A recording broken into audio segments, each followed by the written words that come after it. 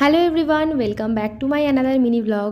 গত ফেব্রুয়ারি মাসের 14 তারিখে আমরা সপরিবারে পুরীতে ঘুরতে গিয়েছিলাম। তো সেই সমস্ত ভিডিওই ছোট ছোট পার্টে আমি তোমাদের সঙ্গে শেয়ার করছি। আর এবারে আমরা পুরীতে গিয়েছিলাম হাওড়া পুরী বন্দে ভারত এক্সপ্রেসে করে, যেটা আমার জন্য একদম প্রথমবারের মতো ছিল। তো সেই অভিজ্ঞতাটাও অবশ্যই আমি তোমাদের সঙ্গে শেয়ার করব। বন্দে ভারতে ট্রাভেল করে কোথাও ঘুরতে যাওয়ার ইচ্ছা আমাদের অনেক দিন আগে থেকেই ছিল, কিন্তু ওই যে কথায় আছে না, ভাগ্যে না থাকলে কোনোদিনই ঘোরা যায় না। তাই আমাদেরও বহুবার প্ল্যান হওয়া সত্ত্বেও কোনোদিন যাওয়া হয়ে ওঠেনি।